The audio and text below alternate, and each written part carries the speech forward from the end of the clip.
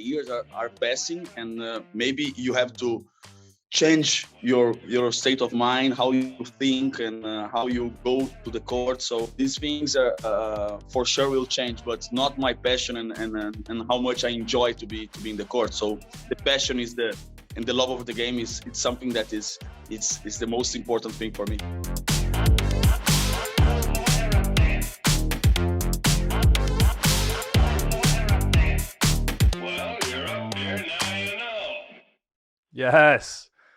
Yes, tallest podcast on earth. Welcome. I am so stoked to bring on Bruno. I don't even want to butcher your last name. How do you say your last name? Rezende. I want to say it Italian almost. Rezende. Bravo. That's cool, man. No, dude, I'm so grateful for your time, dude. And when I was thinking about like getting to speak with you, I was like, man, I remember when YouTube like first came out in like early 2000, like, I don't know, 7 is when it started becoming more popular for me. And I remember like at that age, I was just watching volleyball, like just learning volleyball. Mm-hmm. And I remember seeing highlights of you playing with like Lucas, you know, or like big guys. And it makes me laugh because I'm like, you're 36? 36 now, yes. Yeah, and I'm 30, so you're only 6 years older than me. But like for some reason, to me, you're like this legendary figure, you know, who's like ancient, way older than me, and you're still like bringing the energy of like a young kid. I think it's so cool. It's like, dude, I don't know if you feel this way at all, but I remember also watching like, you know, videos of like Justin Bieber or something, you know, and like he's just this kid, and I'm like, look at this kid, he's so like, look at all the things he's doing, and he's like a year or two younger than me, you know.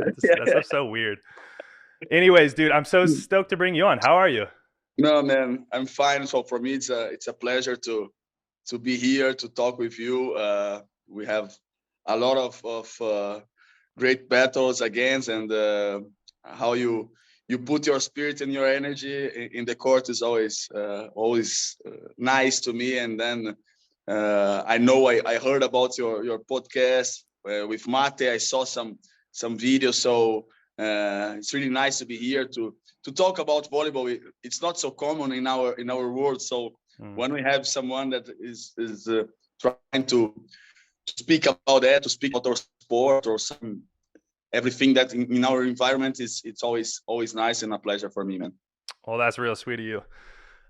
Dude, I again, like I was saying, I feel like you've been playing for so long. And the first thing that I'm curious about is like, dude, you've been playing at a really high level for like almost 20 years. Yeah. And you're only 30, you're only 36, you know? Like my first thought is like, what keeps you going? Like you've won plenty of medals and done so many great things. Like you could go stop your career and I don't know, go live some amazing life in Brazil. Like why are you still playing? Yeah, man, I think it's just one thing that it's so important, and is even really simple, but it's something that keeps me going. That is the passion, because I really love volleyball, you know, and the passion for the sport is something that makes me always like happy to be in the court, you know.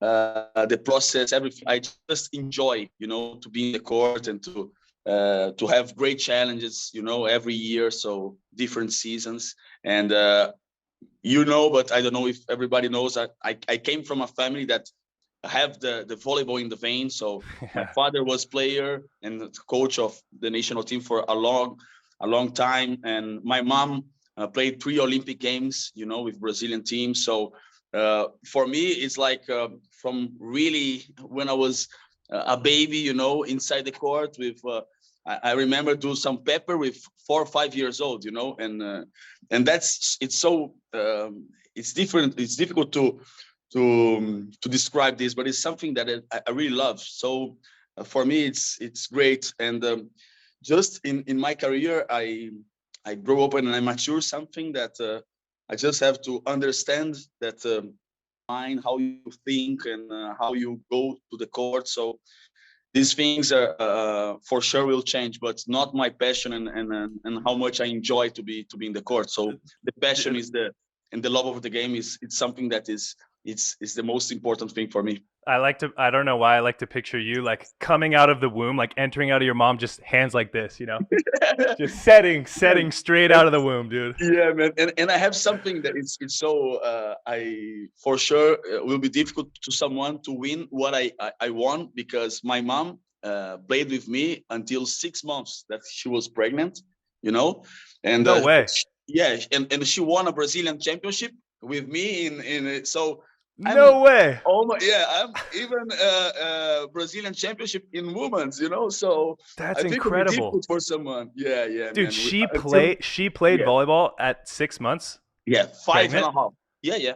That's Almost unbelievable. 6 months. Unbelievable, man. I mean, I don't know what Unbelievable. it's like to give birth, but I could imagine that's like, I don't know. I thought you're supposed to be like laying on a bed with your feet up. I don't know how it works. Yeah, man. But that just was in 85, 86. So I don't know how it works in that moment. But she played with me until 5 or 6 months, man. It's incredible. Yeah. That's incredible. And I want to get to your relationship with your family in a little bit. Mhm.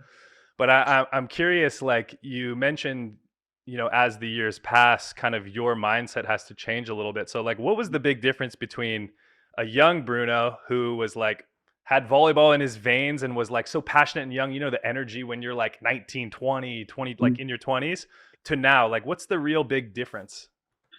I think I understood more about what it means to be like in a team. Before I was just love to play and let's go, trying to motivate just about let's go, you have to do that or something. And passing the years, I understood that we came from when I came to Italy, it was like playing in modern my first time. Like we have a lot of cultures, really different cultures, a lot of guys from different countries. So I understood that I had to have this care about how have some good relationship and how to be a good teammate, like a captain or like a setter that have this role in the team, and understanding everyone. So that was so important for me when I came, and I look like, man, here we came from all over the world. So I have to understand that it's not, nobody will be like me. I love to arrive before and to practice like my last practice in my career. So every practice for me is like so important, but someone is different than me. So I understood that this mindset was so important to change, being mature and to understanding this, and I try to do this when I came to modern was so important, to understand the people, to try to, like a coach, you have to understand who you have in your team and how to get the most, from each one, get them, and that for me was so important, because like a setter, I need this, you need this, and was so important for my mindset that changes in passing the years. And I feel like specifically the setter position is very unique in that way, where like the setters that I love playing with the most, and we've never got to play together, unfortunately. Yeah. But like you can have a setter who has like amazing hands, great location, but if he's not someone who like inspires you to want to try or to want to go more, you seem, and maybe I'm wrong, but you seem like the setter who can make a bad set that the attacker hits the ball straight into the block and you're like, that's me, I'm like next one, like keeping guys going. Do you feel like you've always been that way? Does that feel like a fair way to describe you? Yeah, no, I agree with you, and in my opinion, I have a talent for volleyball because I grew up like inside the court, okay, but I wasn't like a setter really talent with the hands, like I can do some examples like De Checo or like Maruf, and like Mauricio in Brazil, a legendary setter that we have in Brazil, even Ricardinho. But I know my qualities, and how, and the most important thing for me was how can I take the best of everyone that I have in the team. It's not just about you, it's not just about put someone on no block. It's not that. It's about how you can play, how this guy besides you will play better, you know. And that's, I think we have to be so generous, you know, in our position, you know, Sure. to have so humble, you know, not to be the star. We have to make the team play, you know. And I understand this when I was in the Lube, a lot of this, because I have great, we played against, no, you were in Yeah, Milano yeah, that year. yeah, Man, we have a great team, like dream team, no? yeah. Juan Sure. Torena, Leal, Sokolov, Simon, man, was crazy, Stankovic. And I understood it's not a, I have to manage these guys and how to do that, you know, and was really crazy that year for me. But that's what I try to do, you know. I don't have the hands of Maruf or the Checo, but I know that I can make these guys play really well. So and inspires them and be motivated all the time. So I think that's my mindset, you know. I'm really curious, like, because you're totally right, and you know, I'm really curious from you because, and I've said this before, like for me, it's been such a I've ridden so many highs and lows in terms of like feeling like, uh, you know, I'm not a middle blocker who's, I don't know, 2 meters 15 or 2 meters 10, who's just so big that he will always, you know, find a contract somewhere because he's big or he jumps high. I feel like the little guy, you know, Mhm. and I always The feel this like underdog. the underdog, sure, and I always feel this extra sense of like I need to prove something. And it was so interesting to speak with Matteo last time and having him tell me how it's like really learning to that playing for the team actually makes you in turn so much better. But my struggle has always been like this need to fight and prove myself to say to the top teams like I'm a high level player, you know. I'm over here saying like I'm a high level player, look at me. And sometimes it's honestly hard to play for the team. And so I'm really curious, like, do you, you know, you've played with guys like Ingopeth, you've played with guys like Wantarena, like guys, really high level guys. Did they have the same quality as you, or is that something that you had to like pull out of them to be like, hey, it's not just about you and your career. Like, in order for us to win, like we have to be thinking of each other. Yeah, with Juan was really nice, our, you know, relationship in the beginning, and he even talked with me after that. He became captain in Lube after that too, and we have great battles, you know, discussions with him. Once in Poland after a Champions League, we talked a lot because I told him he's an example for everybody, but he's an example because of his talent, of how he play, you know.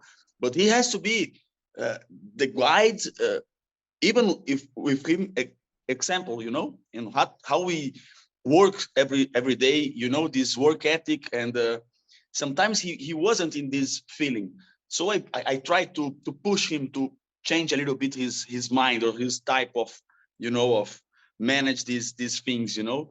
And because he's one of these guys that God touched him, and man, you are the guy, you know. You can stay 2 weeks without training and you can go and be MVP in a match and make 20 points. He can be this. Yeah. But it's not about that. It's how people can inspire by you. So I tried to put this, and after that he talked with me. He thanks me about this, and everything it's a little bit different. He tries to like to have this type of teamwork, but sometimes, of course, we know him. He Sure. cannot control too much these things, and he can piss off in some moments. But How do I you, so think, how do you manage a guy like this? You know? man, it's just about respect, and you have not to judge. You know, we are different people. You know, it's normal, and this is something that I worked outside of the court. You know, with some mental coach that we make up after the London Olympics in 2012. For me, was a bad frustration. You know, losing that match, losing that final with 2-0 up. So was crazy in that moment, and I was so down. And I tried this. I need this. You know, it's not about just technical, tactically. I need this mental coach to help me to manage my emotions and to handle what a captain and a setter can handle in the team. You know, and they understand that you cannot judge everybody that you have in your side. You have to respect that and try to talk. Maybe this is the best way or not. So be friendly in these moments, you know, understand that they have their limits, because I have my limits too. I'm not perfect. And I think this is, and be free in a team, you know, when you have a good locker room, like free to talk, and you have this complicity, you know, Sure. complicità, you Yeah. know, Yeah. and this like loyalty. It's so nice, because then you can arrive to this guy and tell him, man, it's not in this way, you know, let's try to do something different. So I have this with Vettori, because Vettori is so different of myself, you know, when we played Modena, and I try to understand him. Man, I need you talk with me, you know, what you're feeling, you know, what is going on. We have to get this chemistry, you know, and when we are free to talk, this chemistry can works well, you know. Yeah, I think look, I think it's so beautiful because you're so right. And for me for you to talk about having this feeling early in your career, it's such, for me, an example of why you've been so successful. Because in my opinion, to really think of the team first, it's not always easy to do, because you're thinking about your performance. You missed 2 serves in a row. You're thinking about, fuck, I got to do what's best for the team. Like, I just think it's such a And great lesson. sometimes you have to do this step back, you know, you Mm, cannot manage everything too. mm, It's impossible to do, you know. You have to, man, I'm not doing great, so I step back in a match, you know, but understand these moments is so important. So when you have this, when you are so like free of mind, you know, like maybe we talk about the zone, it's not easy to be there, but when you are sure. working on that, you even understand maybe it's not a good day technically for me. Maybe I'm not being so precise, you know, setting in four. So I cannot manage everything. I cannot just go like a captain and motivate the people. I Yeah. step back, you know. Now just let me focus about my performance, because if I play better, I will help the team too. So it's about that, you know. You have Is to understand these moments, I think. so help me understand. So you used as an example, like, let's say one game you're having a hard time being Uh-huh. accurate in position 4. What do Mhm. you do? What's your like in-game change look like? Man, this is something that I work a lot now, like with meditation, with breathing, and a lot of things that just try to not uh, play thinking about consequences, you know, about the future. Mm, Because man, this is normal in our head, no, in our mind. Man, if I lose this point, man, we're gonna lose this set, and then we're gonna go to fourth place, and then the media will kill us. So, man, it's just about that moment.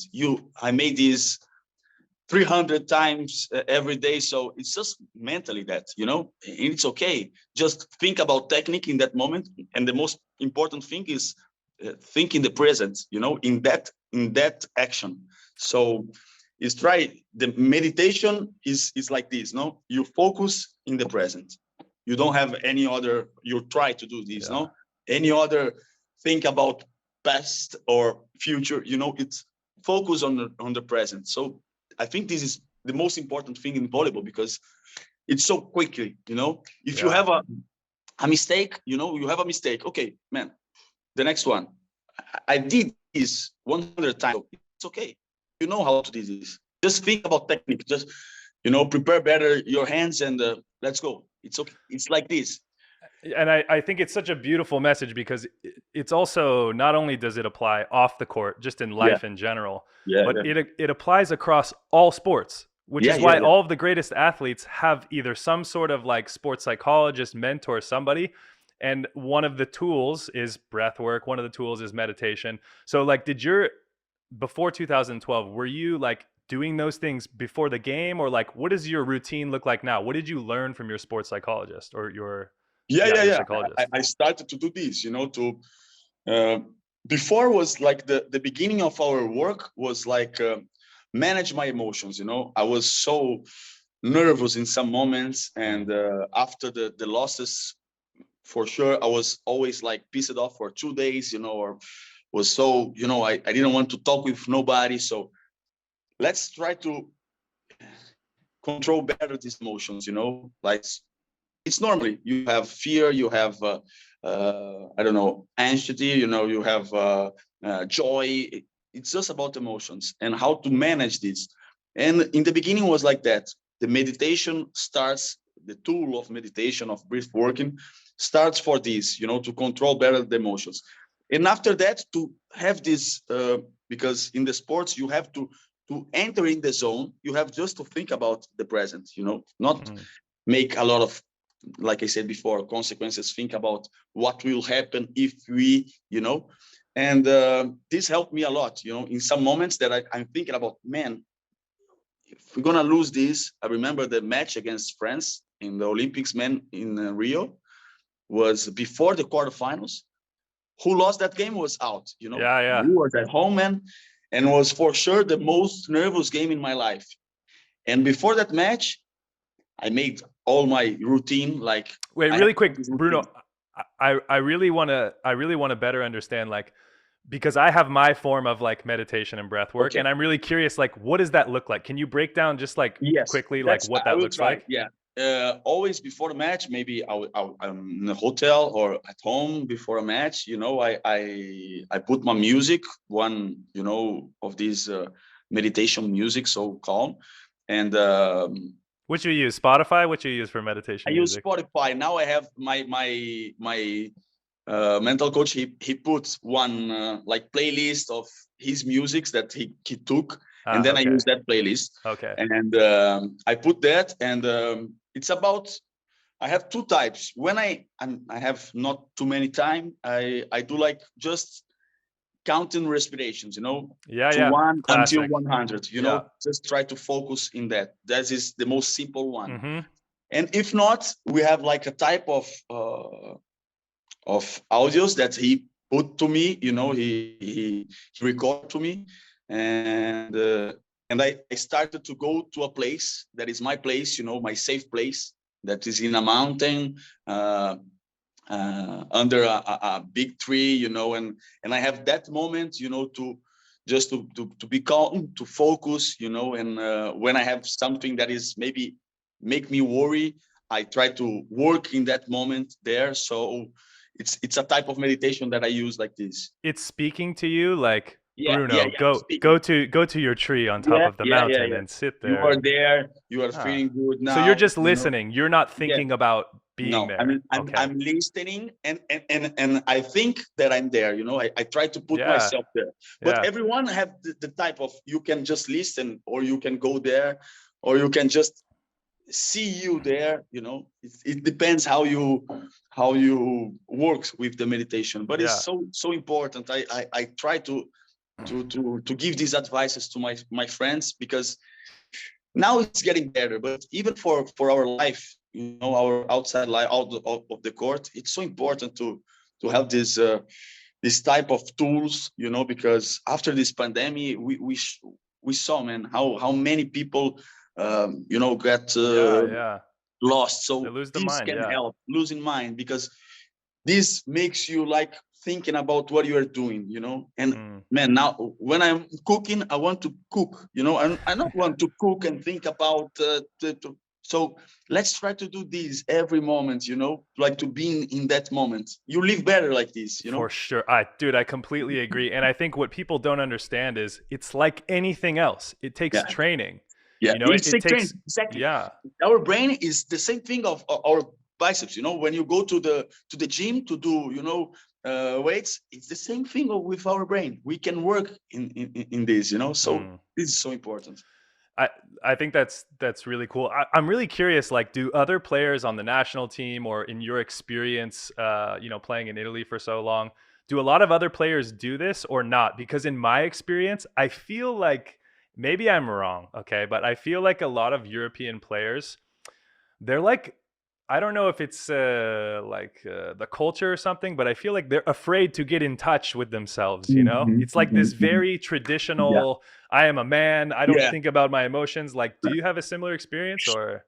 Yeah. It's not easy. Huh? Even in Yeah. Brazil, I have some guys that we made like with one mental coach with the national team in Hmm. that 2 years before the Olympic Games. and have a lot of these guys. Oh man, again, I don't care about that. I don't. But man, just respect this. If you don't, just be there. Close your eyes and think about what you want. But Yeah.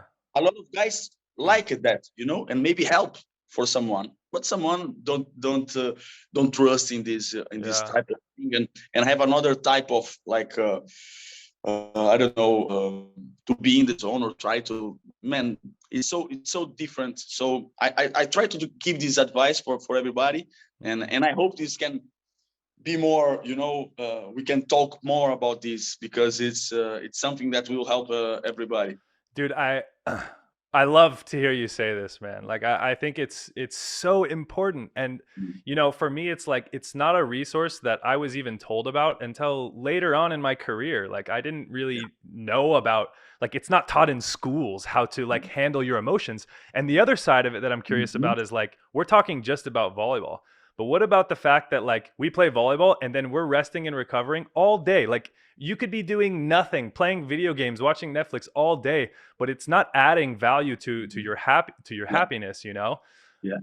And And yeah. yeah, no, and talking about that is even for your life, like these emotions that I started to do this. It's even to have a relationship, even with my family or with my Mm, girlfriend or with someone, that, man, after the match, it's over, we lost. If I get this for 2 3 days, how can I live with someone, with me? I will not be a good person for this one. mm. When someone have a family or something like that, you have to have this, this mindset, this emotional intelligence, emotionally. I don't Yeah, know. yeah. Yeah, Emotional intelligence for sure. yeah, emotional intelligence. Yeah. You understand, the moments and what you are doing. So I think it's so important for us, everybody, to understand that. Yeah, I completely agree. And I'm curious too, like, okay, I know I see you posting photos with like Neymar and Gabriel Yeah, Medina. Like I yeah, love surfing, so I think yeah, it's yeah, so cool. And yeah, I'm really curious, like we are such as human beings, we are such a product of our environment, you know? And the people you surround yourself with, they really have an impact on you. So I'm curious, like, are people like Neymar and Gabriel, like, are they people to you that inspire you and have yeah. created this beautiful environment in which has pushed you to exist at a higher level? Yeah, man. I'm doing a book here in Italy, and I will Ah, send nice. you. Yeah, yeah. Yeah, please We'll, send me. yeah, yeah. We'll, I think in March of next year, 2023, and I get these two guys to make my. I don't know how the before is a Like prefazione. a dedication, yeah. Yeah, the before, Yeah. because they are two guys for me so important, because Mm, I'm older than them, but we change a lot, about our experience in the sport. Because, man, for sure, Neymar it's in another level, because sure. the environment of the football is so. But we change a lot how he can manage the pressure, Mm, and he wrote these two pages really well. So it's really emotion too, and how we have the sport like our passion, and how we manage this pressure for a mm, long time. I'm being the setter and the son of the coach, and he like the joy of Brazil, this diamond of Brazil, and to mm. get this national team. So we change a lot of this experience, and we have a lot of up and downs in our lives, Yeah. so Did you meet medina them? Did you meet them when medina you were young? yes. Neymar was in 2010. I won we won in here in Italy the World Championship in 2010 with the Mm, national team, and then I come back to Brazil and have a concert of one of my best friends in Brazil, is a musician there, and Neymar was there, and he's a good friend of Thiago too. So friends in common, and we start to have this relationship. And yeah. Medina, Neymar, introduced him to me. So it was so important to have these guys, because they can inspire me, and I know that with my experience I can pass these things. Medina starts to have these meditations, to have this half brief work, after I talked a lot with him. So he passed for some problems, some injuries, familiar problems. So Yeah. now he's in a good shape. So it's nice to have these guys and to inspire you, and in the same time to help them, because our friends. Yeah, and we don't. This podcast for me is about you for sure, and I want to highlight you in that way. But I also thought it was so cool that it looked like I followed surfing a good Yeah, amount, that he took some time off for his mental health, and I just yeah, thought that was like such a yeah, cool thing to do, yeah. like, No, it and was so perfect for him. yeah, It was perfect that time yeah, for him. He was like having a lot of problems outside of the surf, but mm, he had to manage that, before you had to work in that moment. And he started with not just a mental coach, a psychologist. So he started to do this job to be him again, to yeah. like I mean, it's so rebuild. easy. Yeah, Yeah. it feels like it's so easy to lose yourself, and Yeah. I could only imagine being, even you being someone who's like highlighted, and I'm sure and I want to get to this too, kind of the culture of Brazilian volleyball, but it seems like uh, Brazilian sports culture in general is like very proud, Yeah. A lot, man. I have Yeah, just, for me, everybody talk about, because I have the Italian passport too. Oh man, why you not play like Italian? Then you can play in Italy for a long time if you, yeah, because man, if my national team call, even if I already quit, I will go, man, because it's the most beautiful thing in the world to put my my national team jersey, mm, to have that flag, and it's really proud for me. So it's so important for us. We have a suffer people, so the sport is always like a way to go out from a lot of things in Brazil. So mm, I understood that from the beginning of my life, like Ayrton Senna in Formula One, and after that Gustavo Kirten in tennis, on Ronaldo, and then we have a lot of these guys in the national team of volleyball. So it's so grateful to give that joy for our people that doesn't have too much.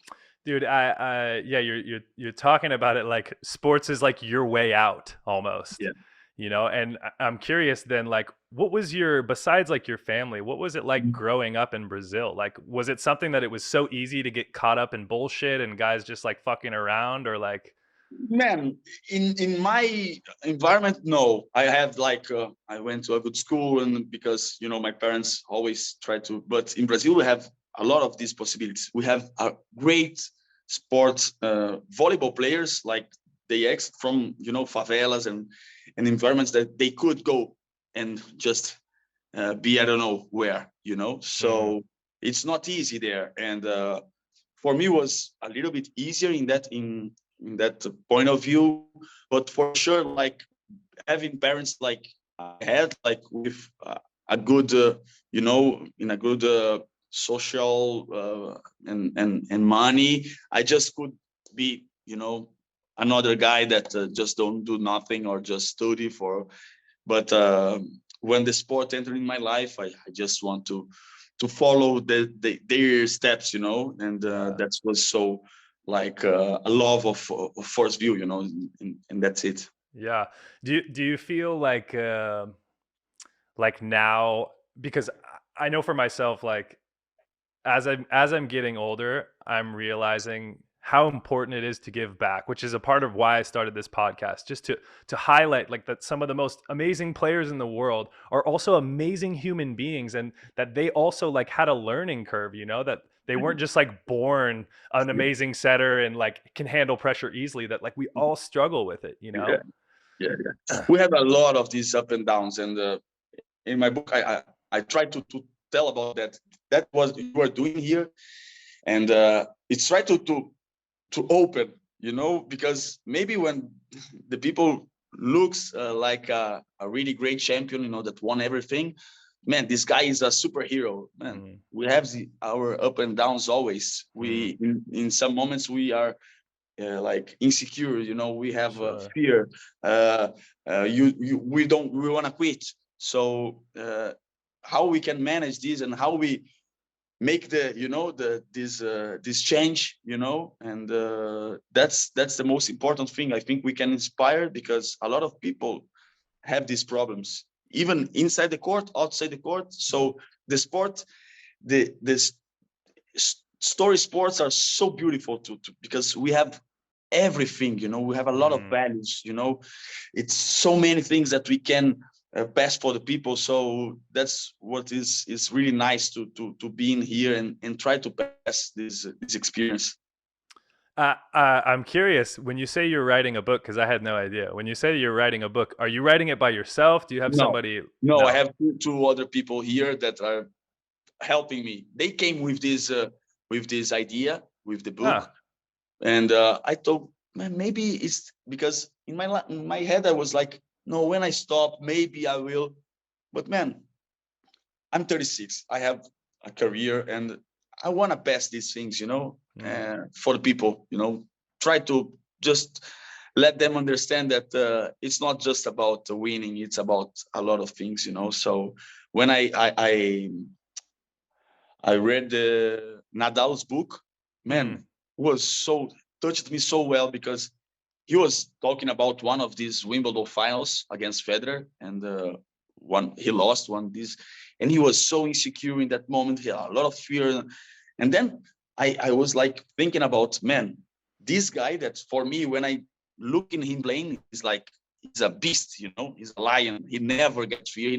Man, he just opened his emotions there. So, and how he can manage that. So this is so inspiring, how this guy can get this, the circle and move on, So that's really inspiring. And then I think about, and let's try to do this thing too. What's the, I don't know how much you're like allowed to talk about in terms of the book, but what was like the idea, or what's the concept of the book? The beginning it's talking about the moment that we lost the Olympic Games in London, because that was for me my game changer, that moment. I already won before, world championship and things, but the Olympics for me was like the obsession, I had this pressure about being the national team with my father coach, and I won before that some titles in Brazil, but the media, the volleyball team was, after the football, the most important, team in Brazil. After football, volleyball is most important? Yeah. In that moment, until now, yes. Because, man, that guys won, like for 2001, they won everything for 4 years, and then they continued. And then that generation was so important for volleyball and for our country. So we have a lot of, media, fans, and everybody talking about. And then when I entered in the national team, have this moment of, but he's there because of him, because he's a talent, or because of his father, So this pressure in the beginning for me was, I always have here. I didn't, make someone understand that I have this in my mind, but was always here. And then we start one. We win. I was like already the titolare. How I can say, like the starting setter. The starting setter in the national team 2009, and we won World League. We won World League again 2010, Grand Champions Cup, World Championship, and then we go for the last 2 years of the cycle before London, and we go to London, and in my head it was like, if I win in London, man, it's over. I won everything with the national team. Nobody can one cannot talk about me or my father. I'm the guy, and you have to respect me about that. And then we lost. And then for me was like to get like like my I don't know, it was like I fell down, in that moment. And we were so close, we had the match point, 2 match points, 2 gold medal points. So man, it's tough. That's so brutal. And then the start of the book is like that, because that's my game changer. And what I felt in that moment in the match, like in the first set after we lost, is like I was completely lost. I didn't remember nothing. I just cannot manage my emotions in that moment. I was just thinking about what the moment that you we mean lost in that moment. Yeah. oh man, we lost this opportunity. I was in the serve in 25, 24. Why I didn't serve like this? And man, and the game was going on. Yeah. And I Oh was like man. lost, man. And we lost the fourth set and we lost the tie break. And I was just, and then the book starts with this moment. Because after that, I start to, it's not just about technique, it's not just about tactic, it's about here, man. It's emotional. So let's work in this, because I never had this in my mind. Oh, it's okay, I'm playing well, I'm physically in shape. So, but was here the problem, you know. And then I start to understand that my mind could make my game and make me better. So that was my game changer for sure. And so that's the beginning of your book. Is the overall, what's like your overall message? Like why? Okay, you want to, I'm sure you want to, describe your experiences and hopefully Yes. inspire kids, but Yeah. like what's the deeper meaning for your book? Yeah, for me it was like, it's like the experience that I have and what they can pass in every experience that I have. I will make an example because it's maybe it's easier to understand. When I entered in the national team in 2006, man, they already won like Olympic gold medal, I mean, you're playing world with championship. legends. Yeah, just Yeah. legends. Iba, Sergio, Yeah. Gustavo, man, just legends. Yeah. Ricardinho, just these legends. And for me, it was like a dream, you know.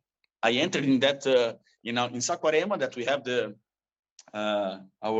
our center, and I entered there in the first day, practice at 7:30.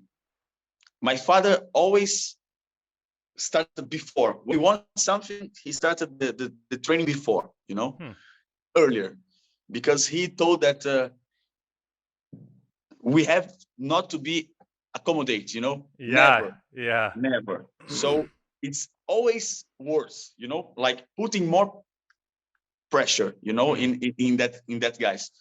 So I entered in my first day, and 7:30, man.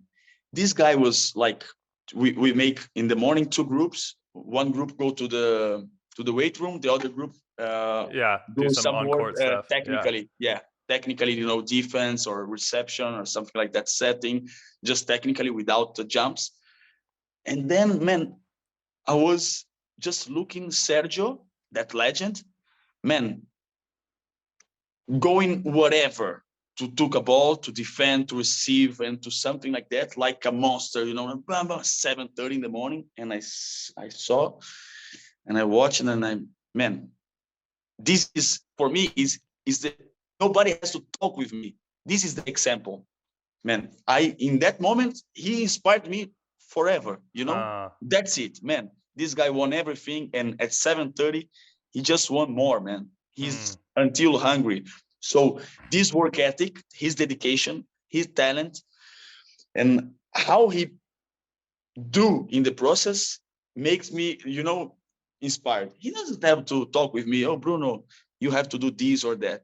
That example, to be there in 7 in the morning doing everything, jumping around the court, and being always, you know, with full of energy, you know, powerful, and that inspired me. So I'm okay, and I want to inspire people to understand that the work ethic is so important in life, man. If you want to accomplish, you know, this is one example. So work ethic, how can I, you know, put in the book something that maybe I can inspire someone? So this is one example, you know. And I think that I think it's such a beautiful example, and it's so simple, you know. It's such a simple example, and it's also, you know, you talk about having teammates who are from different cultures. It's a language that everybody speaks, you know. Yeah, it's like, if you want to be the guy who's just like, you're like, because I've played with players before, and I won't name their names, but like, who were really high level players who didn't try so hard in the weight room, and sometimes in practice they're just like fucking around and like not really trying.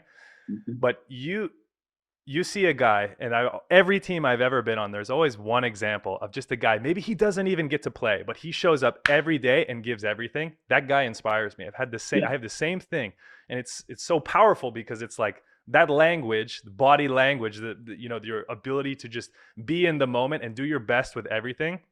It really bleeds into other people's lives, like you wouldn't imagine, you know. Yeah. This spirit, you know, he has the spirit, not just him, huh? Chiba was the same. was a beast, the same. And man, how can this guy cannot inspire me? They won everything, and they are still here, hungry. And Sergio always told me, man, you see the ball. For me, it's like my plate of meat. It's my meat. Such a Brazilian example. Yeah. Man, he told me, I came from favelas. I didn't have nothing. So this ball for me, it's the meat. I wanna eat this. So this is so powerful message, but it's simple and man, it's impossible. And when someone go to the national team, and a younger guy or something, really talented, but with not this work ethic or this dedication inside, or this type of spirit, naturally this guy be out, because you don't have this work ethic, you don't have the same spirit of these guys. So when you put that shirt, man, you have to understand that, or you give 110% every day, or naturally you will not be in the team. So wow. And it's something so big that generation, and my father was maybe the guy who put them together and put this work ethic and in this philosophy for them, but was so important. Well, and I can only imagine there's even more pressure knowing Brazil is just stacked with good players. Yeah. Like you guys have such amazing, like I look at the middles specifically, it's like you have a list of like 8 to 10 middles that are fucking good, dude, Yes, like yes. I can only imagine there's even more of that feeling of like, this is my opportunity, I'm going to take it, You talked about your dad a little bit. I'm really curious, like what would you consider is like his style of training? I'm really interested in like Brazilian, not just Brazilian culture, but specifically when it comes to volleyball, like Brazilian style of training. Okay, with his staff and they have a lot of we practice a lot technically too, because maybe in Italy it's not so normal. You played here, that in the morning, man, we do a lot of defense. We put that tables, the high the boxes, and we have some 3 or 4 guys that come just to help us, that have good arm, and then they were like, hitting us, and bam, bam, bam, and doing a lot of them in the morning, technically. Even for setters, you defend 2 balls and go set, and come back and defend another ball, 2 sets, and then doing this aerobic and technically practices. So this is something that is different that we have here in Italy. And in general, when we in the afternoon, when we had just tactically, 6 against 6, we didn't have too much like here they like objectives, no? Playing sets or mini sets or something like that. My father in the beginning, he never did that, because we already, like Brazilians, we already have too much, pressure and fights, If you put more pressure like this, man, for sure we're gonna fight in the practice. It's all those chascarias, baby. It's all that meat you're eating. Yeah, that's it. Understand? Sure. Sergio, if someone told, no, the ball was out. No, man, the ball touched the block. I know. If you put, the score there. This is the best, man. This is the best. Crazy. Yeah. Will be crazy. Yeah. Lorenzetti put this in Modena when I came. Piano was here, Vettori, and have me, Ngape, and Kovacevic. 3 guys that have this type of, man. A lot of times we just, getting out the t-shirt, then kicking the balls, kicking man, a lot of times, man, because we cannot manage that, in the practice. So it's something so different, but we were so focused in Brazil to do. It's not just about no score, so you can prove whatever you want. No, we have to work like this, we have to work like that, but you have to understand your team and who the guys you have, but like the type of my father's works is like that in the court. And so you guys kept score a lot of like competition. Is that what you're saying? Without score. Without score. We don't use score. Interesting. We don't. Yes, we in the beginning, after he put one or other day, but it's not like here in Italy that every day you put something with score. And Man, was something, because we already had this competition. We already have this yeah, hunger, sure. to improve, to get in for another level. So I think that what works for us in Brazil. Because it's so interesting. My experience overseas has been, or professionally has been, if you don't put a score, guys just don't try. Like majority of guys just don't try as hard. So I Yeah, think that that's yeah, so interesting that yeah, for you, yeah. But that's the mindset of the philosophy of the team that they put. yeah, You don't need score. You just have to do the best that you can. yeah, And that was so. I talked with a lot of coaches here in Italy, and in Brazil we are not habituated to do like this. And I asked them, I apologize them, sorry, because sometimes when you put score, I will go out, of my. Sometimes I get so pissed or nervous or something, and sorry, I'm just not habituated to do this, in Brazil. So I have to understand. In the beginning was like this, with Lorenzetti. When I came, I told him, coach, for me to play, I will be. But he understood me, but he told me, it's not everybody are like you. If I don't yeah, put score or not put an objective, they will not do what they can. yeah, yeah, That that's what you told. yeah. So that's interesting. Well, when I think about like American style volleyball, and I was Mm-hmm. just trying to like break down the training a little bit. Like we never really do like I always see this. I see this with Japan too, and Brazil, another great example. Argentina, I think also. So Mm-hmm. much defensive practice. So Mm-hmm. much defensive practice. And I think it's smart too, because like you said, it's not like you're jumping, 100 jumps in the morning and then you have training in the afternoon. Yeah, Defense yeah, is more aerobic maybe than it yeah. is physically Mm-hmm. on your body, like like Yes, yes, yes. and And yeah, go I ahead. think I think it's so important because you have to put this, like, have to be your, because I think that the defense and cover and these things are depends more of you, Hmm. like how Mentality, your mentality in that moment, 100%. you Yeah, know and you have to work 100%. this, in your team, like philosophy. I told them we started now in our team here in Modena to do more, and it's another team, you feel, because my father always told, defense is our, how can I say, il termometro, the when you are fever, or how many degrees, the thermometer. Okay, thermometer. Yeah, Thermometer. yeah. It's our thermometer. If Interesting. you are in the game, it's because we are defending. It's our Yeah, thermometer. If you are yeah. cold and not defending, I know that we are not in the good energy. Interesting. Yeah, it's really So he interesting. put this like the thermometer. If we are hot, it's because we are in the game. We are Yeah, touching the balls, and we are alive. In the game. If and not, for so sure. the difference is the thermometer, because it depends of your Mm. mentality in that moment. So it's interesting, this. And for sure, this is very obvious in watching you play, that this is like what also separates you as such a great setter. You said before, you're not the like, you don't have the best hands in the world, but fuck, man, Mm-hmm. you defend like a goddamn animal, bro. Like you're a fucking animal, dude. And like, I totally agree. And I think also, in my experience, it really separates the good teams from the great teams. Mm-hmm. And it doesn't take, it's not even like, okay, sure, there's like technical ways to get better at defense, but man, defense, in my opinion, is like 90% mentality. Hit me, like Yeah, waiting yeah, for that's it. everything. Like you Yeah, see yeah, so many guys, it's like they're not really paying attention. It hits off the block and they just kind of look at it. yeah, But yeah, yeah. like, man, I think it makes such a big difference. And it's also like, it's the most, in my opinion, is the most selfless thing you can do as a Yeah, teammate, yeah, yeah. is covering balls, and you see Cool. it, like, especially, I don't know what it's like in Brazil, but in the States, you see it at the younger levels. Kids aren't covering, bro. Yeah, Kids are just trying to fucking bounce yeah, balls, yeah. like no one cares about covering. But No, no. I think what's so beautiful about this message is like, it's not even just about covering.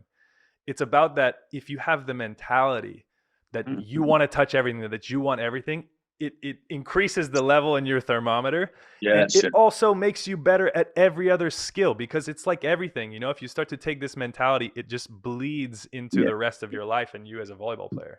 yeah, for sure. I Yeah. had another great coach that I had in my life. I have a lot of great coaches. Just always they have something to that I take for my career. You know, Mm. just one of them in that moment in Modena. One coach that I didn't have this relationship, and Yeah.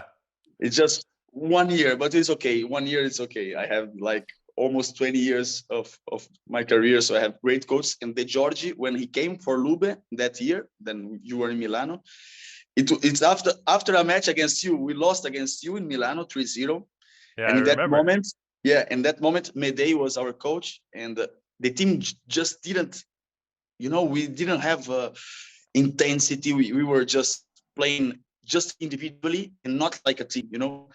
And in that moment, I'm so sorry for Medei, because he was a great guy, but maybe he had in that team wasn't worked. And Mm. then came the Georgie, and his first meeting with us, he told a lot of great things that just touched me and changed the team. And Mm. one of these was like, you play like, seems like six guys in the court, individually.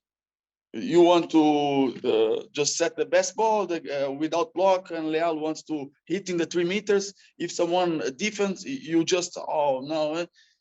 Volleyball now is about intensity, how much you be in the court, and Mm. how much you are like six type of heart. How can I say heart? Arteries, maybe. Heartbeats, Yeah, I don't know. heartbeats. Okay. Heartbeats. We need to be one really heartbeat. We have to in the same. In the same thing. So this depends of how is our mentality in the court. So he starts to do a lot of practices of covering, because it's impossible to have like 70% every game in the match, in Mm. attack. We will not do this anymore. Everybody are doing great. We are playing in the best league in the world. So it's not a problem if someone defends the ball. You just have to put your team and go defense, go cover. We not have to be perfect. We just have to understand this and play the game with more unique, and not just by yourself. So Mm. it was so important, these things that he create in our group, and we start to play much better. Mm. And You, like it was incredible how he changed that mentality and the philosophy of that team. I'm really curious, because you said you've had so many great coaches, and I think that's so amazing. And in fact, it's so funny because like I actually feel like I've had the opposite experience.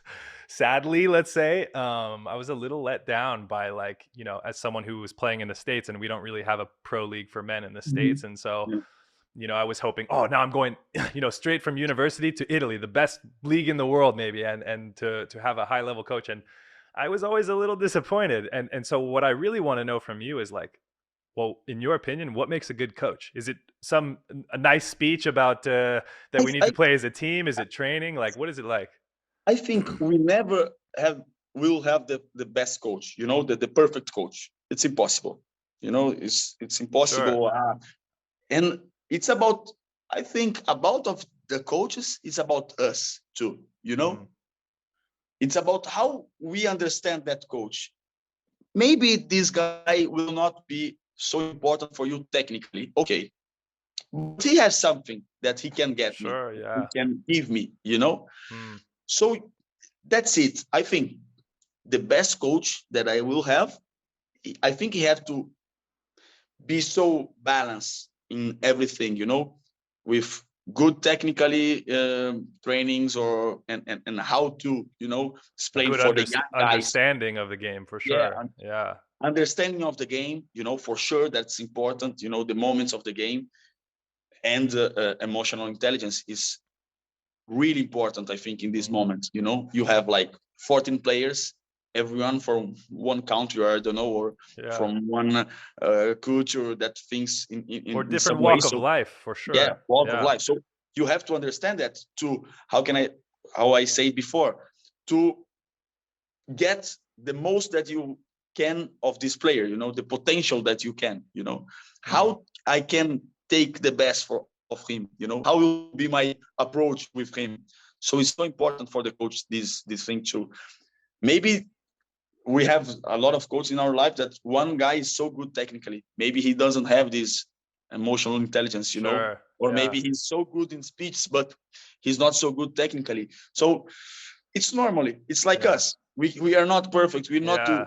everything in the best, For sure. with the best quality. So it's about us to understand, and man, it's okay, maybe he's not so, but he can give me in another, and for me the most important thing, it's your relationship with him, the 100%. loyalty, Man.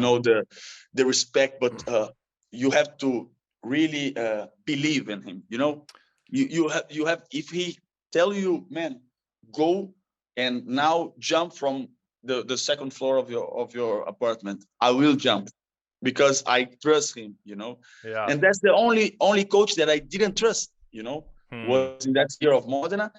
And that's the problem, because you don't have this type of relationship, and this is impossible, to have a coach like this, because if you don't have this relationship, it will be Dude, tough. I could not agree more. And in fact, now I feel so blessed to have Javier Weber. I'm sure you know Yeah, he's yeah, yeah. he's my Was my coach first now. coach, man, professional coach. Ah, yeah. First professional coach. Yes, yes, yes. I love him. Not Tabate. Where? Unisul, Ah, okay. Florianópolis. Unisul, Florianópolis, Okay. 2003. Yeah. Man, I don't know what you remember from him. That was a long time ago. Wow. But even And we for played in me, Taubaté too. 2003 years, 2 years ago, we played together again. ah, okay. You Yeah. played So together. no, he was my coach. Sorry, Yeah, sorry. yeah, okay. I was like, damn, how old are you, bro? But dude, I think, now I feel, and I've said this before, but I feel so blessed to have a coach like this. And just in hearing you talk, it's like I couldn't agree more.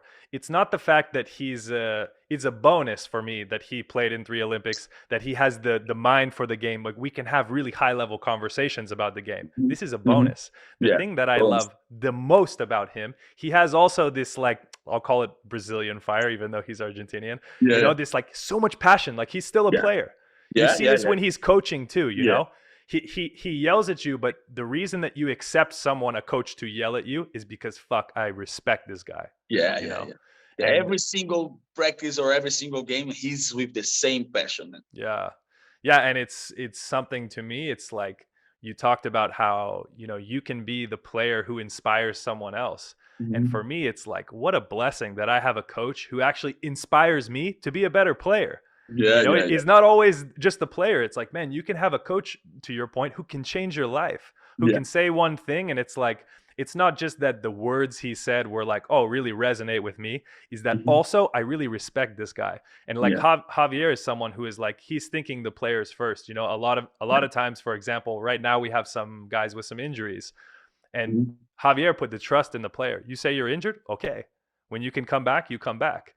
A lot of coaches that I know, it's like the doctor said you're fine. You're gonna practice today. Yeah, It's like it's so beautiful. And this to me, it's like he really. I mean, right away, within the first week of getting to know Javier, first day, the first conversation, honestly, I was like, there's something about this guy, yeah, yeah, There's yeah. something He, I'm he gonna really learn from him. cares. He really cares Yeah. about you. He really cares about the team. And that's I think the most important thing when you have this type of loyalty, of human relation, is it's something that because we are a family. When you are a team, we are so much together, so we need to have this, we need Mm. to care about each other, to feels like that you will not be the best friend of everybody in your team, but when you have this type of locker room, this harmonic, you know Yeah, I mean the whole atmosphere of the yeah, the environment of the atmosphere, yeah, the environment, yeah. this is so fucking important for me, man. I just believe that is the most important thing. And it also makes playing so much more enjoyable. Yeah, yeah, for Like sure. for sure. There's nothing better than to have a coach who's really passionate that you respect, to have players who are really passionate that you respect. Because man, and you said it before, and I think it's so true. Respect, in my opinion, is like the number one thing. But respect is earned. You know, it's Yeah, yeah, earned. yeah. It's earned by the way that you carry yourself in on the court, in games, It's in practice, off the court. Is like, and once you gain someone's respect, it's like you can go anywhere, bro. You can anywhere. go fucking anywhere. Yeah, You yeah, know, I just think it's so cool, and I wish it's something that I could really understand at a younger age. You know, yeah, yeah, yeah. like in And my youth. yeah, have one uh, phrase like some words that are beautiful. That is like uh, for enjoy the ride. No, enjoy the ride and to Yeah. trust the process. And it's not just about the medals or what you won in your career, and it's with who you are, who you Mm, share these moments. mm, This is so important for me. I shared moments with some really great guys, and this is so grateful. I'm grateful for sure, because we play for win always. yeah. But when you have like a good season without a title, but with really nice guys that put them in the heart, is something that I think you have for the rest of your life. You just and it's so grateful. I'm so Dude, grateful that have a lot of great guys in my life, and then yeah. they inspired me. They make me better. So that's the most the moments that I share with these guys are incredible. And that's what makes the journey of sports so Yeah, beautiful. And yeah, I agree. In fact, like when I think about that year, I think about my year in Milan. You know, like my year in Milano, I had Matteo, I had Mateo. Nimir, I had Yeah, Chebo, Rubenschott, Klinkenberg, like so many, and Janjo was there, like so yeah, many guys who were just such good guys, you yeah, know, like such good people. And it was one of the first experiences I ever had where it really felt like a team, like we were yeah, really playing for each other. And yeah, we yeah. lost to Modena in the It's quarterfinals, which is incredible. fine, which is fine. But you know, it was like, to your point, is like we didn't win a medal. Yeah, We had a good season, but we didn't have the yeah, best season ever with yeah, really, really good players, you yeah, know. yeah. But I'll never forget this season because of the relationships that I built with these guys, you Yeah, know. yeah, yeah, yeah. And when you win, and you have this inside, you create this, man. Then it's unbelievable. That's what I put in the triplete when we do in Modena with Matteo and Mm, Veto and Gapet, Lucas.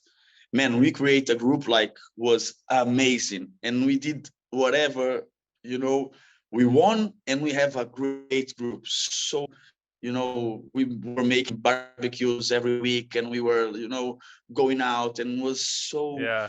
something so special, and incredible. It's just but sometimes we just want to replay that moment, but Yeah. every group is different. You cannot do the same thing. Everybody is different, so it's just about create something good. Dude, let me ask you, as you know, luckily I think for you, you've got to play with some of the same guys for multiple years. Mhm. You know, something I've struggled with personally is feeling like every year for me is a new team, Mhm. a group of guys. I don't always connect. Like, for example, Matteo Piano is someone who will be my friend forever. But Yeah. it's not like every team I have 3, 4, 5 guys that it's like these gonna be my best friends forever. And it makes me feel like, I don't know if you know, like pessimistic, where I'm like, why give all my energy to come over, do things when the season ends? Ciao bello, and Mhm. I never see them again. Like, how do you manage just being a good guy and being inclusive and understanding that, like, you know, you now have so many relationships. You've played for so long. You have so many people in your life that could call you every day to see what you're doing. Like, how do you manage your time in this way? You know, like, Yeah, man, that's why, of course, even if I played with a lot of guys, and I have like admiration, and I love a lot of these guys, maybe I don't have the same, contact that once, some sure, guys that I played in, I don't know, in the beginning of my career that are so special for me, but we don't have any more contact. But I know that I'm so grateful of them, and I mm, try to live. It's just about living the moment. mm, Like here, I'm trying to to live this moment and to, you know, get connected with a lot of young guys, really young guys, 20 years, 21. Yeah. Man, they are so different moments of life, but I'm trying to connect with them, you know, and I don't care. If in the end of the season, I will not even have the contact, you know, even have the phone number of Yeah. him. But in that moment, we really create something, you know, and Yeah. it's not just about the team. It's about to to to be happy, you know, in your day, you know, in Yeah. your uh, everyday, Just in your life. Yeah. because yeah, in your life, you know, it's just about going dinner together and have good time. That's it. I think I in these moments, before I have maybe other thoughts about that, but in these moments it's just about uh living the moment, you know, living the present, and And dude, be grateful of everything, man. dude, you're honestly just talking to you is getting me inspired, bro. Just like riled up, like because I also I'm tired for myself, and for myself, I just feel like I've for years felt like this underdog, and I have to prove myself. I don't need to be best friends with everyone. I need to get out of France and come to Poland, get out of Poland, go to Italy, like, you know, fighting my way up. Mhm. And you can really lose yourself in this trying to do something for your career. And as you get older, you realize like, bro, relationships are everything, man. and Yeah, and, yeah, and you never know who you can inspire, you know, yeah, like yeah. And I don't know if means what you achieve in your career, like medals or trophies, or maybe because of who you are, you know.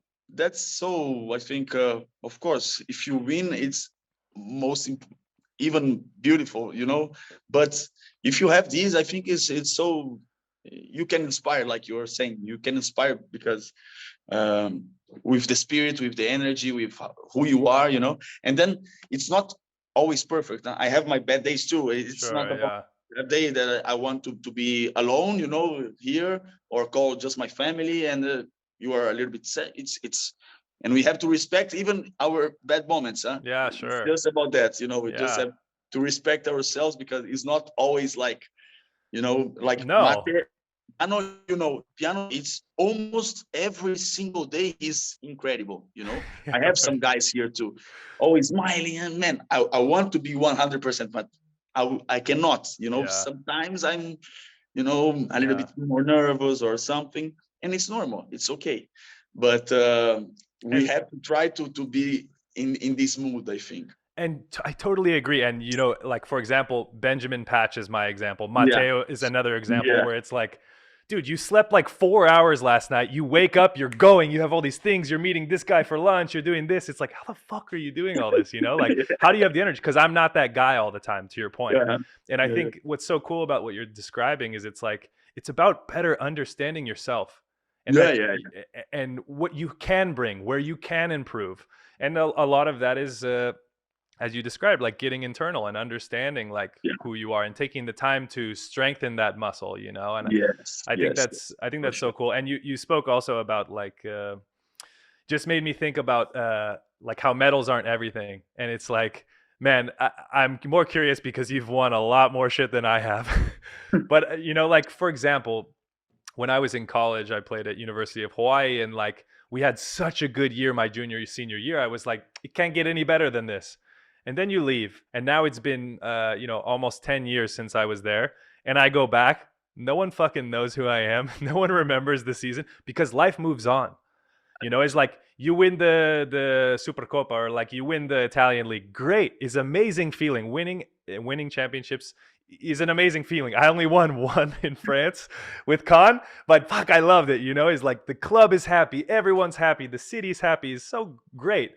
But then next year's a new championship. You know, and I think what I'm feeling from you is it's like, man, it's about building yourself to and growing, allowing yourself to grow and bringing people with you along the way, you Yeah, know, like wasn't easy. All yeah, the journey to understand this, huh? Wasn't easy. I even when I was in the league, and the only title that missed to me was the World Championship hmm, and the Champions League, no. And we had that possibility in the first year, yeah, and we lost the World Championship, and I made a horrible game against Trento in the final. hmm, Horrible game. in Poland, the World Championship that year against Trento. Man, I made a bad game, and after the match, I was like, man, in the moment that no, I want to quit. No, I cannot do anymore. I want this title, and you just fuck it up everything, you know. And I was so pissed off with myself. And then I said, man, why you are so, you know, blaming just you? And it's okay. Maybe you will not have another opportunity, but maybe yes. What you can do about that? You know, what you can manage. You got blame yourself, and just that until when? You know. So I understood it. Okay, let's move on. Let's try again. And then I have a speak with my agent, because he was so worried about me, because I told him, no, I want to go. I want to go. I want to. You have to suspend my contract. I don't want any money. I want to go back to Brazil. He told, man, calm down. It's just one championship. Don't worry. And then in that moment, I have like 5 hours of being, you know, out of me. And then after that, I think about, man, it's one championship. Let's go. Let's keep moving. Eh? And then in the end, when you do the things like great, you know, was so important that year. We lost the Italian Cup, and then we won in 1 week. We won the Italian Championship and the Champions League. But it's not just about winning, but it's how I could, you know, be another guy. You know, I was so sad in the beginning. I wasn't, you know, feeling myself, and then I could come back, you know, and play in a level and have good relationships. And I understood, man, we have up and downs, but how you understand that moment, you know, you cannot blame yourself forever. You have to move on. You know, it's okay. You lost, but trust the process. Keep going, you know. And then for me, that year was so important, you know. Give me that. I have faith, you know, a lot of faith, you know, and I trust that something is, if you are doing your things with passion and in the right way, something great will be for you. You know, I trust this every day. You know, I go to bed and I trust this always. Yeah, it's so fucking awesome. I'm curious too, because like you're clearly so passionate about volleyball, like clearly, you know, like where do you find balance in your life? You know, man, I'm a guy that I love to go out. You know, maybe my life. I'm still single now. I had a girlfriend for 3 years, but then we finished. We broke up, and I thought that my life was for volleyball. You know, I made this sacrifice to be, you know, like so focused on volleyball. But I started to understand that my life outside could be good too, you know. So I love to go out. I love to go dinner. I love to, when I have a free day, to travel and to meet some friends and to go out for a bar and a night. You know, that's my balance, you know.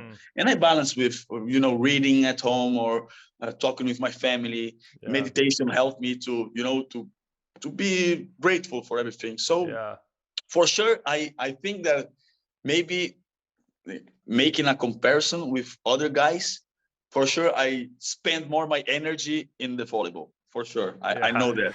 For studying or being in the court or, you know, being in the gym, I know. But that's my way of living volleyball, you know. I'm not doing that of sacrifice, you know. It's because I really trust that this work ethic and this passion, it's what I like to do, you know. It's my life. But outside, I can, you know, I'm so, you know, like free. I feel free, you know, in my life, and I go everywhere, you know. I have a lot of friends, so that's it. That's my balance. I think that's my balance. And you're a good are you a good dancer? I don't think I've ever seen you dance. Man, We've been to the club a few times together, but I've never seen you dance. I'm not a good dancer. No, I just can go to the club, but I'm not a good dancer. You're just the guy chilling in the back drinking. No, get some moves, but not too much, you know. Yeah, not too much hand movement. Yeah, no. What's your drink of choice? Huh? Beer guy, cocktail? What do you like? Man, I'm a beer guy. Yeah, beer and wine. Here in Italy, I started to to un bel vino rosso. Yeah, there you go. What's But your favorite red wine? Red wine? You like yeah, red wine? red Yeah. wine, Brunello di Montalcino. It's Mm, my favorite, man. mm. I really like a good wine. Yeah. Fuck, I tried so hard when I was in Italy to like understand wine. But you know what really turned me off is the people who are so into wine that it's like, you taste this, Man. like for me it's like, nah. If it tastes good, give me some more, you know? I'm not this guy, man. I cannot, but I know my favorite because I Well, of try a lot. And course. okay, this I like. Okay, Yeah. that give me another. Yeah, Yeah. that's it. That's it. Fuck, that's so cool. Yeah. Dude, just to kind of like shift gears a little bit, I'm really Uh-huh. curious. Like, I think this is really important to talk about. I know, originally I had reached out to you because you posted something, I think it was last year, Mhm. about the schedule for volleyball, about and you've been doing this for so long. I'm very curious. Like, you go from your overseas career, which let's say starts in October, finishes in the early May. You go directly to the national team. You start in May, you finish at the end of September. It's like nonstop. And Yeah. I don't remember. I think what you posted was in When yeah, Portuguese, but yeah, in VNL, yeah. yeah, but I had this feeling that it was like a player got injured or something. Yeah, Alan got injured. Yeah, yeah, our Yeah. opposite in that moment. This guy, I was in that moment really mentally a little in a moment, difficult moment Mm, because we end here the season in Modena and was a little bit tough in that end of the season. mm, We could go to the final, we lost. We have some suspension of Leal. Was a lot of things that happened. And then I told, no, okay, I just get 1 week and I go to the national team. Will be a new experience with young guys. I think I didn't realize, I didn't erase that moment, that final of the season here in Italy. And I yeah, just sure. start again, I just start again. No, I was so, no, it's okay. It's a new moment here in national team with young guys. And then I remember was the first 2 weeks was incredible with the young guys, everybody so motivated. And then we start to play. And then in the first week, we lost in the VNL. We lost against USA and China. And man, change the mood, Mm, the staff, the coach, they were so, man, it's crazy. Oh, we cannot. And you know that when now we have to stay 40 days out of Brazil, and they weren't making changes in the match. We are playing 4 games in the week, and our coach wasn't doing changes, playing just with the starting six, maybe one yeah, of guys. yeah. And every team are doing that because, man, VNL in the way that they want, it's impossible to play every match, this Mm, starting six. You have yeah. to do some changes. You have to get some young guys, to because it's impossible. And then we go to Bulgaria, and then we played against Poland. We lost. And then second match against Serbia with all the guys from the bench, all the guys, nobody played. And we played with the same team. Fuck.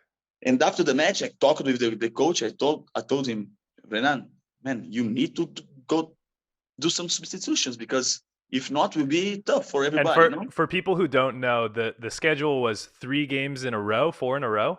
Four in the week, from Wednesday until Sunday. So you have played 3-1-3-1 or 2-1-3-2. It's so Yeah, crazy. yeah, yeah. Yeah, And then you have 1 week free, but this 1 week free, you are traveling, yeah, to yeah, some place. yeah, And crossing the world, for yeah. us that we are in Brazil, it's It's a lot. crazy. Yeah. Yeah. And then we have that match, and I talked with him, me, Lucas, and Lucarelli. Man, you have to. No, I know, but the pressure because we have to qualify for final eight, and the pressure of the media, of the fans, everybody. Yes, I know, but. And then in the day after, in the first set, Alan played every match. Alan played every match in that Wow. competition. Was like 4-2-6 in the seventh match. He broke his Achilles, torn the Achilles, Wow. and he was injured like 5 months before. He Mm, already made another surgery. So in that moment was like when he made the injury, I was like, I don't believe on this, man. I was talking about this yesterday, about this, and then, man, and I entered in the locker room. I just give him a hug. He was crying, and I started to cry with him, because I was so internally like emotional because of that moment. And then in that night, I started to do that,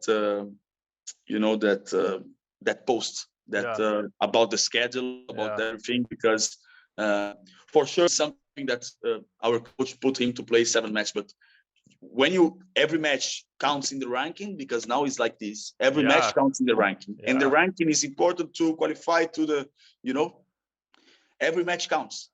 So they do this without thinking about the players. They are doing this because of the business of the everything, and then I try to put this, and we have some meetings in with the 5EB.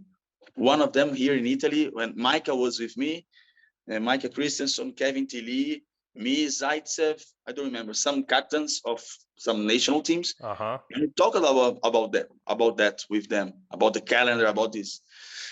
But man, it's just about business, and will be again this year, because now they have the cities, the countries that will host. And we playing we playing Philippines, France, Canada, Poland, the final. So crossing the country, playing like Jesus, dude. Man, what do you do? What do you do for the week in between? Like if you go, let's say you play in Canada first, you finish the week, then you have it's like a week free, and then the next. Yeah, but for us it's impossible to. Maybe for sure, that's what I'm. Philippines, you cannot go to Brazil and come back. Sure. You that's have crazy. To go. So we still we go to the city, and sometimes last year I was my birthday, 2 July, and we were in Japan. I think it wasn't Tokyo, it was I don't know, Osaka. Man, we go out in Japan. We go to dance in Japan. Osaka is pretty sweet, though. I love that place. Yeah. No, I like Japan. Was nice. Yeah. Man, so I'm trying to at least be mentally okay and do my things, be more calm, because before I was like, no, just focus on the match. And because we have this week of, man, if we'll be like this with 36, will be tough for me. I just have to. Now dude, I want to go to Philippines. I want to go out and to understand a little bit more of culture. I want to go to Ottawa and to see something, because before I was going to Paris. I don't care. I'm being in the hotel. I do, study the team that we're gonna play. Now I change this. I change my mind. We'll be like this. We're gonna go make it. I don't know how many kilometers in the world. So okay, I will enjoy this moment. I don't care. Wait, really quickly. How do you study? Like, what do you like to do as a setter? You talk about like watching film. Like, what do you like to watch? Yeah, I like to watch my films. To understand what I'm doing. What.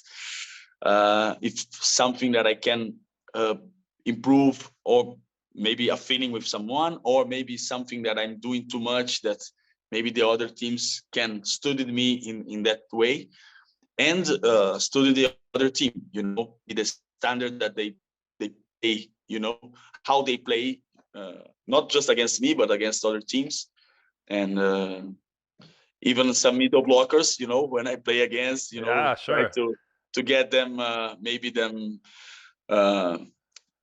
worse, movements or something. So that's it. This guy likes to jump. This guy likes to read something. Yeah. I'm curious too, dude. Like it's classic that you see now, like high level setters do like a little look, they do like a little look when the ball is being passed. Is that bullshit, bro? Be honest with me, because I study it sometimes, and I'm like, this setter does it as a habit. This setter, when he looks and sees the middle is here, he likes to do this, because I'm the opposite, right? Like I'm watching you. That's all I really care about. Okay, this attacker likes to attack here, great. This attacker likes to attack here, great. But when I like to study film, I like to watch like, how does the setter like to play? Does he like to call gap to set back? Like, different characteristics. Yeah. But I like to watch also, some setters have this habit to look like this. And sometimes I think, it's fucking like it's just trained. He's not doing shit with that, I think at the both, man. I think because it's so fast. Yeah, for Everything, sure. you know, Yeah, so yeah, fast. yeah. So even when you look and you see something, sometimes you cannot change because maybe you have Yeah, already yeah, sure. something that in your mind, you know. So sometimes works and sometimes I think doesn't work. I'm not usually looking too much, but have some Yeah, setters that is always, you know. yeah. I don't know, but I think they sometimes like William, no, Arjona. Oh, he's one of my favorites. Yeah, he's Yeah, great, incredible. He looks every time, yeah. you know, he looks every time. I think it's good.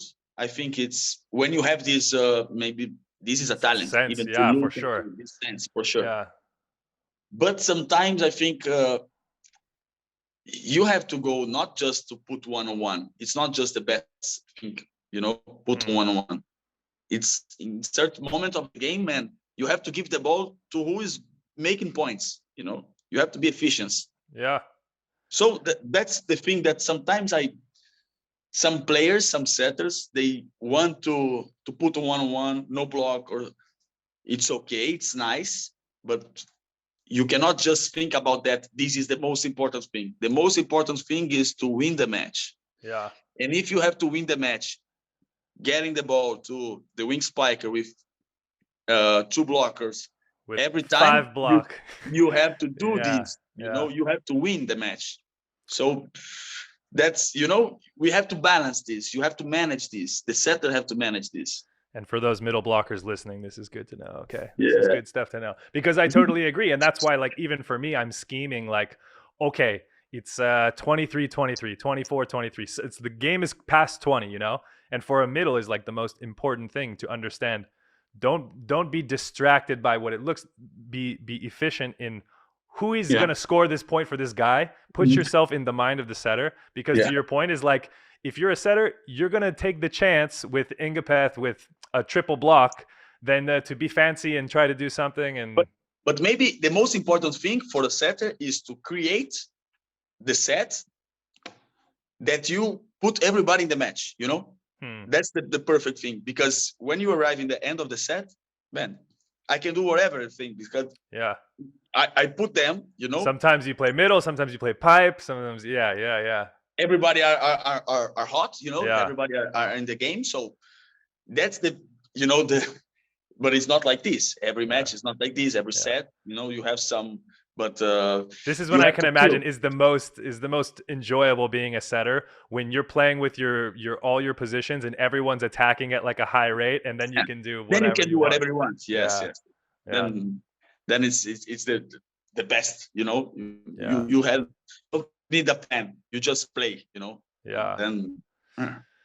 Okay, I know we sidetracked a little bit, and we're getting close to 2 hours, so I'm gonna let you go here in a second. But I just to get back to what we were talking about the schedule, I think it's just so important. And I sent you that message, like, and you had your now that I understand more of the story, like a real reason for posting that on Instagram.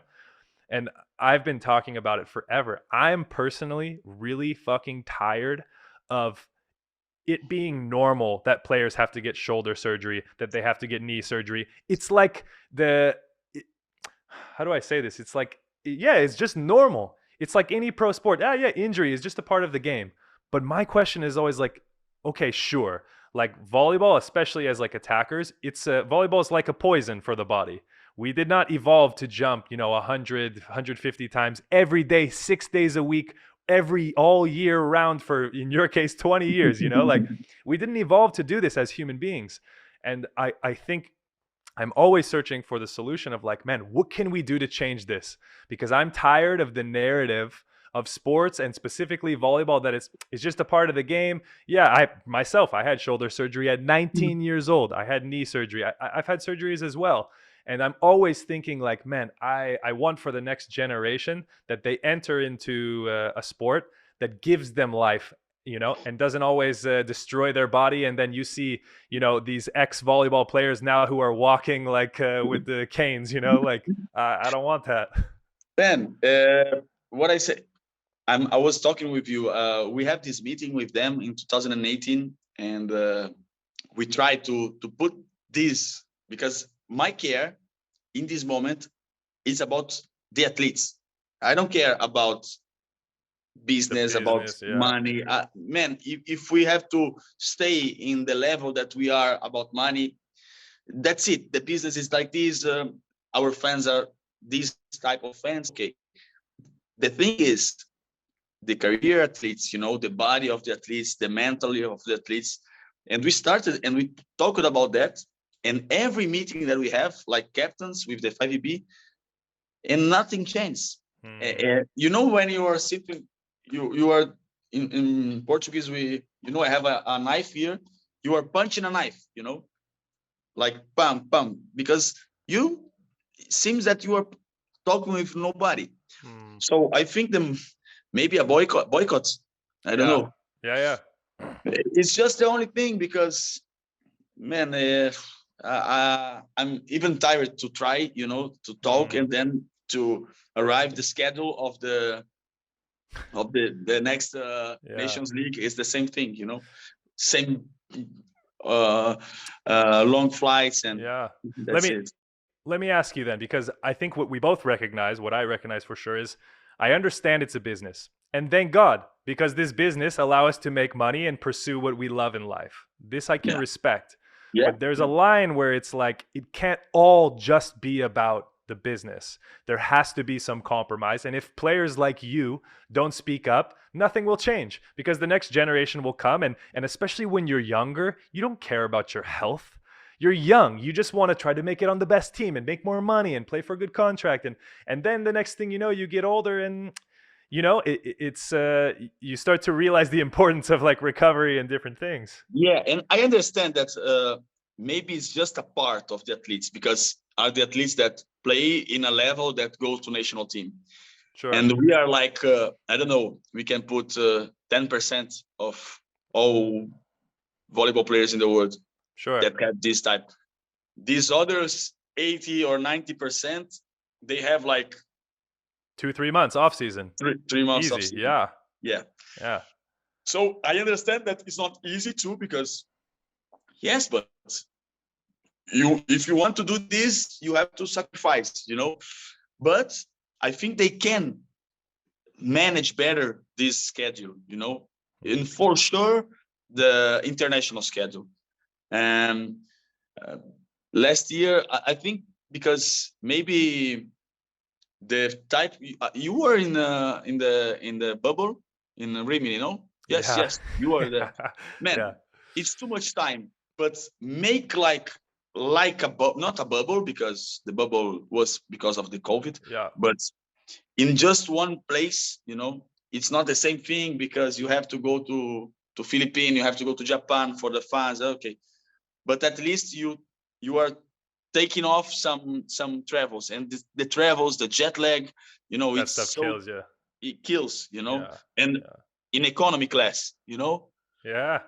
That's Come what on, you guys, you're not flying first class, baby? Man, just who won or gold medal in Olympics or gold medal in World Championship. Yeah.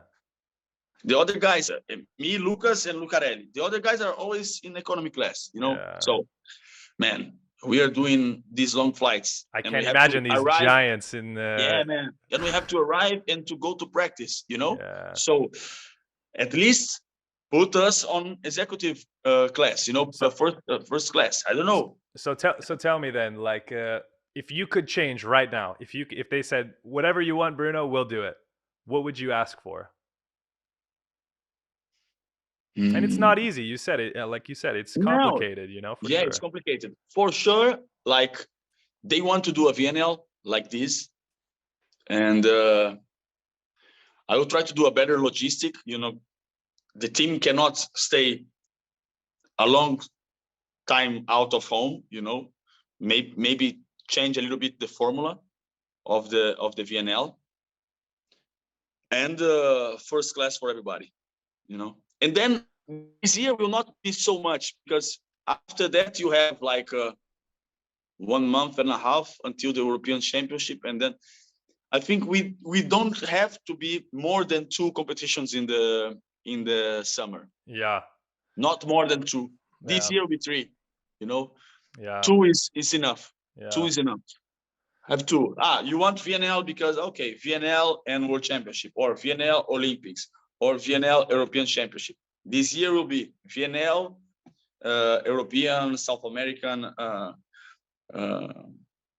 I don't remember in North America Championship, and Olympic qualification. So it'll be 3. It will be longer. Yeah. You know, that they have to do this, man. They have to, and we need at least 1 month, and 1 month without matches. That's what I was 2 thinking months as well. that no matches, no official matches. You know what? National team, even clubs. They should pay to send us all to the fucking Bahamas or something, you know? That's what I think, baby. And send us to vacation. And pay for vacation. Yeah, it's like a normal job, man. Yeah, it's like a job. Yeah. I think it's so interesting, and I'm a little surprised to hear that you guys all had like what sounded like a good conversation with the FIVB, and they did nothing. They listen us. They listen, but man, you have to do something. Yeah. It's not just about listen. Yeah. Yeah, and it's the same concept on the women's side as well, yeah? Yes.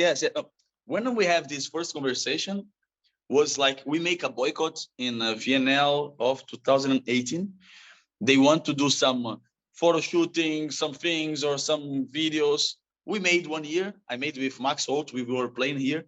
And the next year, they want to do again with us. I remember I was in Civitanova. And in that moment, I was so pissed off because we made the meeting 1 year before with them, and then they didn't care about nothing, and they made the same thing for the next year's schedule. So I talked with the captains, guys, nobody will do these photo shootings and videos for this campaign of VNL. That's our type of boycott. If they don't change something, you know, we are not on of this. So I talked with a lot of captains. I called even Jordan Larson and the girls of some women's national teams, and we talk about that, and everybody did this. Nobody make the campaign for VNL, the publicity, all that videos. Yeah. And was our type of boycott, like, man, we don't do this. And then they started to talk with more, conversations and like this, but things are not changing too much. And like you said, it's complicated, and you've tried to boycott. We've tried to speak to them. Like, if there's, in my opinion, this is why it's so complicated, because like it sounds like you guys are trying, like, and by you guys I mean like the captains of the national team, like are coming together around the world to try and speak up. But my hope is that, like, if someone is listening, like, how can people begin to advocate for this? Because honestly, I would love to be a part of the generation who says, hey, we need to start thinking about the athletes first. We're not stupid. I understand it's a business, and we're grateful for this because it supports our lives. But we have to do a better job. And I don't want to sound like an anarchist, because I feel so passionate about it. But I'm just so, for me, it's like we've talked about from the beginning, is not just the physical part. The physical part is undeniable. That is not good for you. Stop. There's no more conversation. No one can argue that it's no problem. No. But it's also the part that doesn't get talked about, which is the mental side of it. Yeah. And it's so important to take a step back, man, because I'll tell you what, like, even for myself, I've had injuries in the past. Like, I had knee surgery 3-4 years ago. And it was the first time I felt like a real depression because volleyball was taken away from me. I couldn't do, and when you come back from an injury, you probably don't know, because I feel like you never get injured. No. You have until now, nothing, man. You got those special genes, baby, those special genetics. But like, I remember having that injury and feeling so depressed and like, oh man, who am I outside of volleyball? And trying to really find myself. And what it also taught me was, I still love and have so much passion for the game. And you don't need hopefully you don't need an injury to have this, to reignite the fire, But sometimes taking 1 week, 2 weeks, 3 weeks, a few weeks off of volleyball, you start to miss it, Yeah. You start to miss Yes. And for me, it's like, you're going to see athletes performing at such a higher level to give them this time off. And I don't know if like even maybe with like Neymar or someone in football, like do they have a similar schedule No, or no. and, They have always. It's 1 month, at least 1 month. Boom. and for sure, Start. and it's the same in the NBA. It's the same with most sports have an off season. Yeah. And to your point, and I can imagine it's even more difficult for someone like you, where Brazil, there's just so much pride. Like you said, if you're 50 years old and you're on your couch watching TV and you get a call that they need you to come play, Yeah. you turn the TV off and you're gone. You Yeah, know? no, because sometimes I have some a message from fans. You have to leave from the national team, leave for some young guy. Man, this is my job. This is what I love. If the coach call me, I will be here. Yeah. And then I don't like to call the coach, man, coach. I don't want to go to Philippines. Let's try. Or maybe if you have this idea because you want to get experience of your other youngers, okay. But if not, I want to do everything. I feel bad not to be with the team. Yeah. Just because I am now. If have this competition, let's go. And that's And then why they? That's the point that you made. You talk. It's that they want to change this, man. Change the schedule because gives the guys to get more motivated to play this VNL. for sure. And I think it's also really important that I think about the same with injury. There are so many athletes right now, high level professional athletes, who are injured, but they don't want to say anything because they don't want to give the spot to the next guy who start to play well. And then, and as an athlete also with passion and pride and love for what we do, I want to play through. I want to play through a little pain in the knee. It's just a little pain. But that's the warning sign of, hey, you got a little problem here. You have to take some rest. But as an athlete, I don't want to have to think about this, which is why you need coaches and trainers to tell you, hey, take today off. We're going to go get a scan. We're going to understand what's going on. We're going to come up with a plan. And this is what we're going to follow and do. You can't leave it to the players to say, oh, well, if you're injured, just say something. And man, this is what I struggle with the most because I'm not someone on the national team who's played for, guaranteed starting six. Like, no, I'm the guy who's every year climbing, but like, in the past, like I took some time off for my foot. Maybe I could have played, but I knew that if I pushed through just to play, I was going to have a problem. And that's what happened to me in Rimini. I had ruptured the plantar fascia on the bottom of the foot. I made a rupture at the semifinals, sadly, of the year we won in Cannes. And so I had to stop. The recovery is easy. 4 weeks. By the 5th week, you start to play that. When I started to come back, I came back a little faster because this was the year of the Olympics. Yeah. So I was like, I need to play. I need to train. I started to come in the finals. There, you have to play. Exactly. And I come back too fast. My other foot, boom, pain. In the other one was like, and both feet were now not great. And now I've put myself in a terrible position to play the next year, which now I'm here in Olsztyn for the second year, but it would have been my first. I didn't make the Olympics because I couldn't play well. And then I go overseas and I didn't play for 1/3 of the season last year because of the problem in my feet that didn't get fixed. And this to me is where I feel so passionate about, like, I don't want other players to have to experience this. Yeah. We have to find a solution. And so for me, it starts at the top. The FIVB needs to do something to change this so players don't have to sacrifice their bodies in order to keep a spot, in order to give themselves a chance, because this is like we saw before. We don't want to. I'm okay. I don't have mentally problems. I don't need this. It's the same with our body. No, I'm okay. But your knees is getting some, warning, or your feet, no, I can play. Until when, Yeah. That's the problem, man. We are so, we want to go through, but it's difficult. Yeah. Sometimes, and we are seeing a lot of injuries, man. Every year, a lot of injuries, and probably most with the guys that are doing the national team. Yeah. The national team and the clubs. That's the real situation that we need to change. Well, dude, I wish that this part of the story had like a beautiful ending, but I don't know. I guess all I could say is, like, if you're a player or someone listening to this, I don't know, reach out to Bruno. I reached out to you, and you were so kind to me to speak with me about these problems. And I guess I hope this podcast, in some ways, just can bring a little awareness to the truth behind what it's like to be a high level player, and that we can also do something to look out for the future of volleyball in Brazil, in the world, everywhere. Yeah. So No, hopefully, it's nice. You took a point really important, because we understand everything. We understand the business. We understand that, and we are grateful for everything.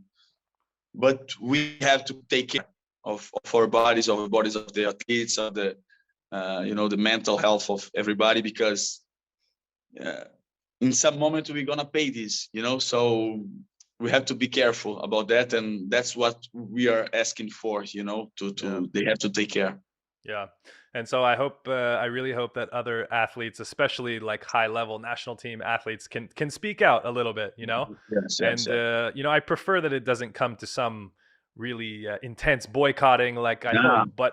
But at the same time, like if we don't do something, this is how this is how big corporations continue to make tons of money, yeah, and like this yeah. is how the top stay at the top, and it starts with us to be fortunate enough to be in a position to hopefully speak out, and hopefully start with maybe our own national teams, like we spoke with Mhm. our sports director to speak to the Yeah, yeah. FIB and president to speak with them, and hopefully something changes. I would hope so. um Dude, I've like this was so cool. Really, this was so cool for me because I didn't know you, but I just felt like right away, just like you're just such a fucking cool dude, honestly. And I feel really grateful for your time. I really appreciate you taking the time in between trainings to talk. And this is kind of now just like a time for you. If there's anything, like, how can people follow what you're doing, or know about your book? Like anything you want to plug, let's say, like please Yeah. let us know. First of all, thank you for your invitation. For me, it's a pleasure to